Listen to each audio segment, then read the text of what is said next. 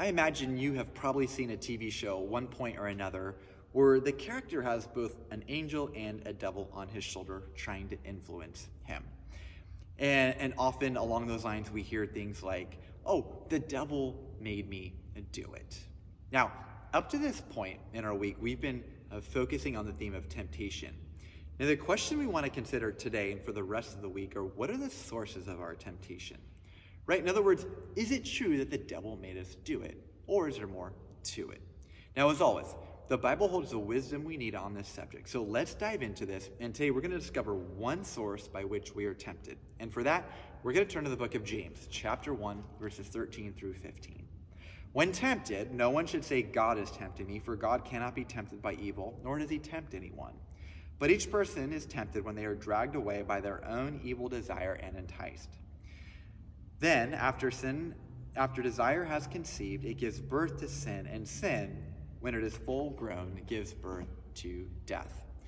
Now, notice how verse 13 starts. It says, when tempted. Now, remember, it's not a sin to be tempted. The next thing we see here is that God is not the author of temptation. Though instead, we see that one big source by which we are tempted has to do with our own evil desires.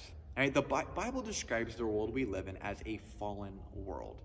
And one of the effects of this is manifested in the reality that at times we have a strong inward desire that is contrary to God's desires for us.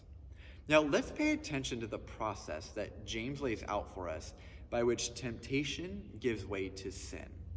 And I use that word process intentionally because that's how James is describing the temptation in our lives as it gives way to sin. It's a process.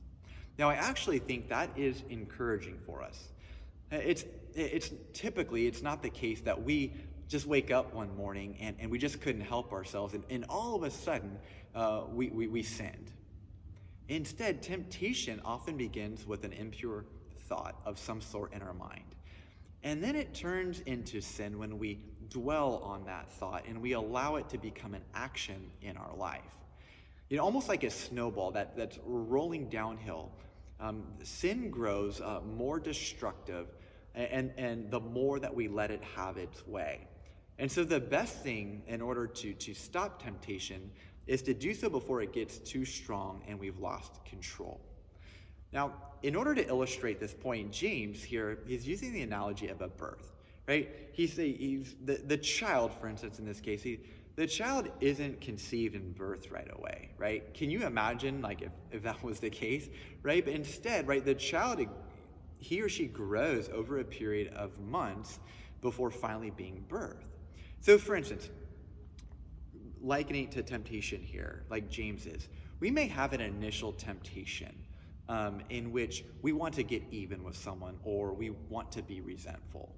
So if we fuel that temptation with gossip or with using our imagination of all the ways that we can get even, that temptation is going to grow over time and it's going to pick up steam and it's going to turn into sin. Now, if on the other hand, that same temptation to get even is there, but instead we begin to pray for that person. Instead we go to that person one-on-one to try to gain an understanding. What has happened is the process of temptation going to sin has been short-circuited. And as a result, right, temptation has not led to sin. So I want to leave you with this to ponder. Think of an area that you are currently being tempted in. What is one step that you can take today to short-circuit the process by which sin is conceived?